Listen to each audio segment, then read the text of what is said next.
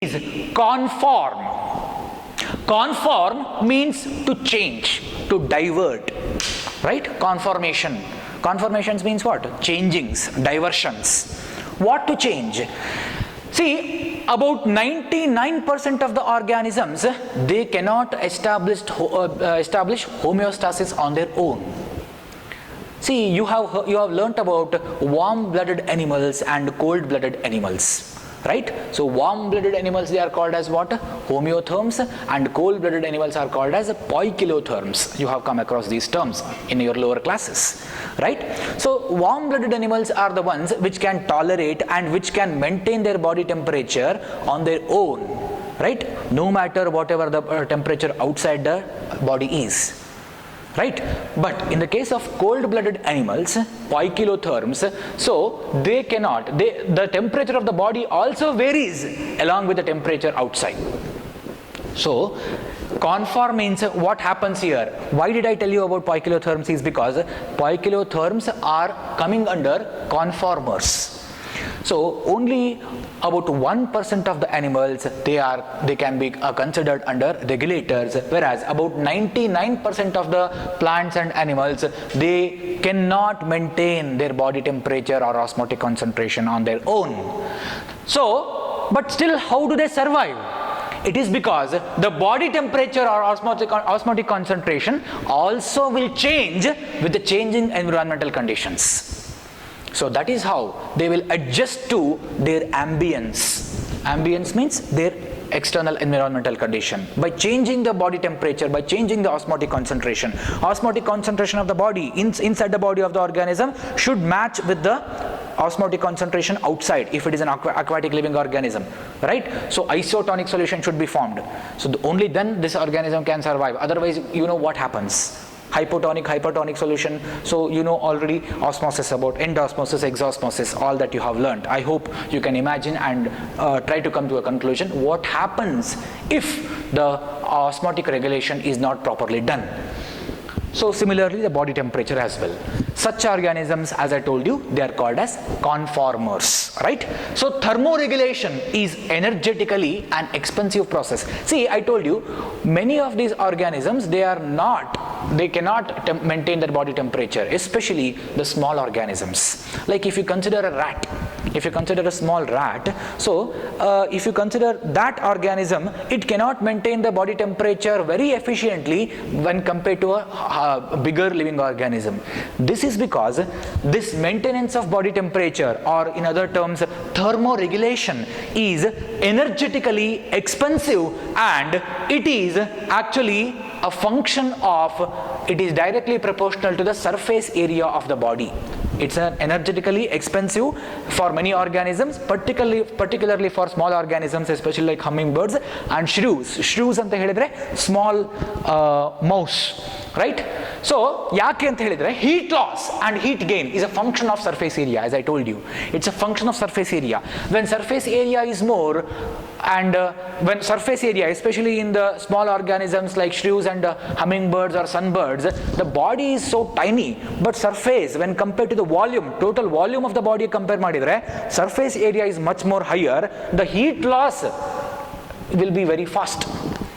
So lost heat, in order to gain back that lost heat, the activities or metabolic activities of the body have to be very high.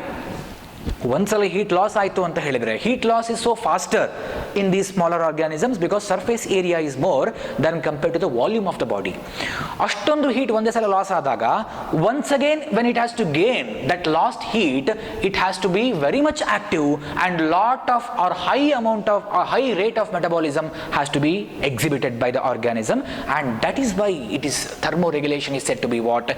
Energetically expensive process. I hope you understood now. So you can read out this statement. Heat loss and heat gain is nothing but a function of surface area. Smaller animals have larger surface area. Same thing that I explained here, I have written it here. Right? So I have told you in the previous session also, you need to, wherever it is required, you need to pause the video and take down the notes. So, smaller animals are rarely found in polar regions. So, have you seen mouse, or have you seen a squirrel, or have you at least imagined small organisms to be present in polar regions where the temperatures are extremely cold? No, they are not present there because of the same reason, because it's a expensive, energetically expensive process for those animals. Some species have evolved the ability to regulate over a limited environmental conditions after they tend to conform. See, that means it is not true that all organisms they should be either regulators anta athwa they should be conformers anta alla. Some organisms, they have the capacity to regulate their body temperature and osmotic concentration up to a certain level. ಈಗ body temperature, ಹೊರಗಡೆ body temperature ಇದೆ ಎಷ್ಟೋ ಒಂದಷ್ಟಿದೆ, and if the body temperature goes on increasing, external environmental condition goes on increasing, the body temperature also goes on increasing until a particular limit. But if the external temperature goes on increasing even more, then this organism will change over to conformer from the regulator. Such organisms, they can be called as partial regulators. Andre only up to certain level they will be able to regulate their body temperature and osmotic concentration, after which they will switch over to what? Conforming activity, right? So this is about what is that? Regulators and conformers. Then so if an organism, if it is not able to regulate or conform because the temperature or the air, what is that, pH or humidity, so it is continuously changing, and so both of these activities like regulation or what is that, conformation, both of them when they fail, or if the organism fails to do both of these activities, then it has got two more options. Many organisms, which will not follow what is that, regulator mechanism or conform mechanism, they have got migrate mechanism or the other one, last one, right? So migrate, you know that migration means moving from one place to another place. Organisms moving from one place to another place is nothing but migration, especially birds. So in our lab, if you have seen, in our biology lab, if you have seen, we have put a chart of migratory birds. The birds which can travel for longest distances, the birds which can migrate for longest time duration. So you can look into that information. Anyway, coming back to this, so organisms moving from temporarily, actually from one habitat to another habitat in search of favorable condition. Favorable condition anta helidre temperature matra antalla athwa precipitation matra antalla. So the favorable condition can be maybe a favorable condition for breeding, it can be, or foraging anta helidre search of food, right, or maybe in search of good temperature or any other favorable condition. So this is a temporary movement of the organisms from one place to another place, and after going there for a certain duration of time only in search of favorable conditions, and once again they will return to their original habitat. So this kind of behavior we call it as migration, right? So organisms moving away temporarily from stressful habitats, unfavorable conditions, to more habitable, more favorable conditions or areas, and it should be return when stressful period is over in their own habitat. This is what is called as migration. Examples you can consider. So simple example of people moving from Delhi to Shimla. Do you know Delhi and Shimla? So Delhi can be extremely hot in summer, and Shimla, as it is falling in the temperate region and it is also very close to Himalayan ranges, so the temperature is very less compared to Delhi in Shimla.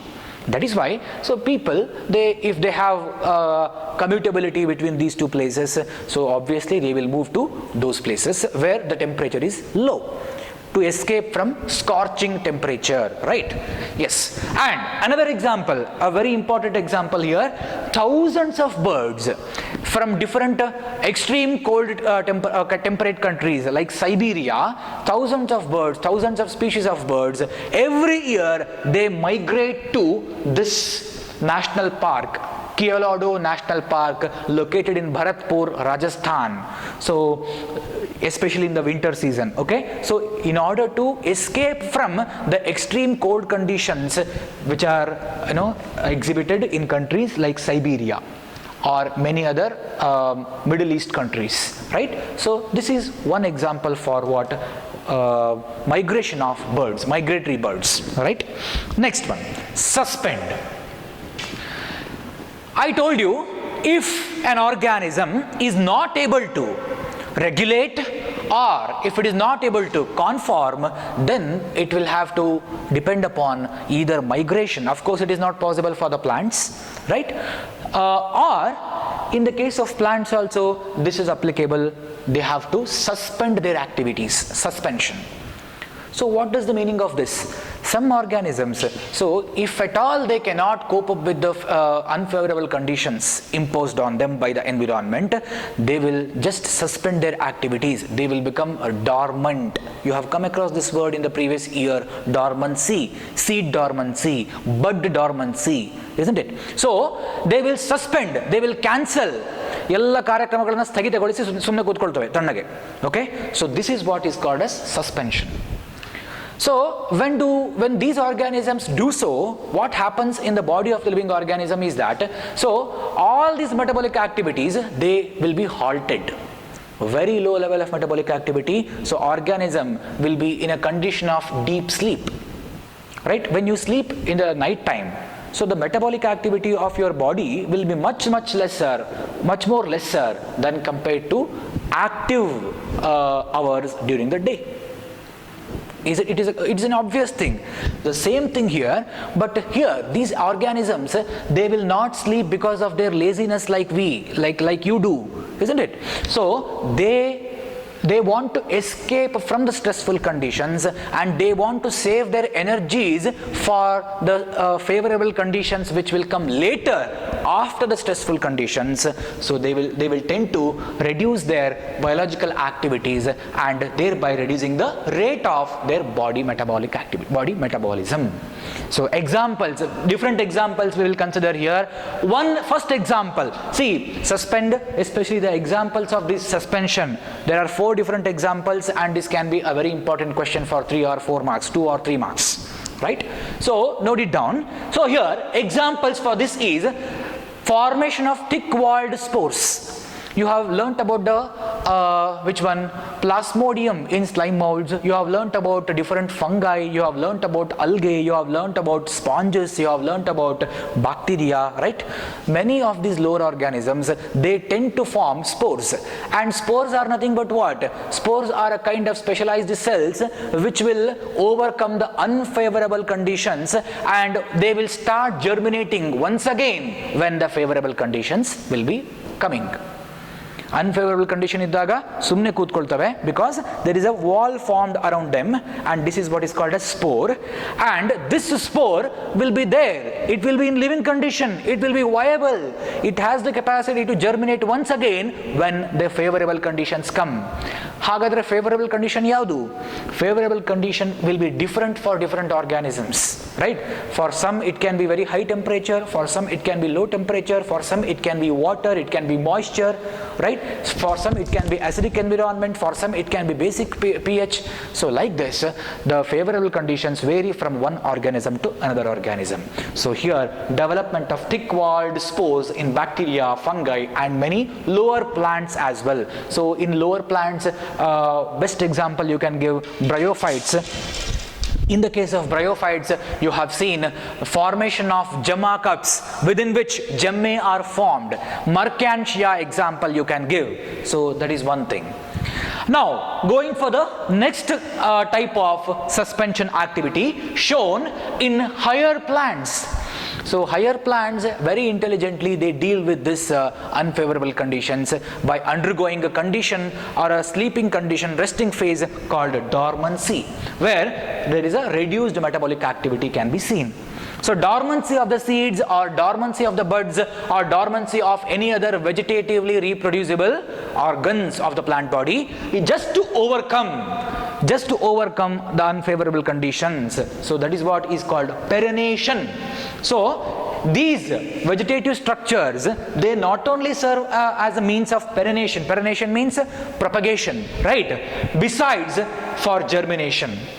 So that means perennation kuda help madutte. Besides germination matra alla, not only for reproduction but also for perennation they are going to help. So they undergo a state of dormancy. Dormancy means resting phase, right? So this you have studied. The next one, if any animals, if they are unable to migrate, as I told you, so then they will overcome the unfavorable conditions by going through these things. So hibernation, aestivation. This aestivation is different from the aestivation of flowers. So this aestivation is related to animals. Not to get confused, aestivation here is called summer sleep in the case of the animals and diapause. These three are similar processes observed in different types of animals. Let us see one by one. Hibernation anta helidre, so this is a kind of cancelling or suspension of all the activities mainly seen in higher mammals like in the case of bear. Kardi. So kardigalalli ಕಂಡು ಬರುವಂತದ್ದು. So here, so temperature, heart rate, breathing rate, digestion, everything, all the metabolic activities of the body will be slowed down, right?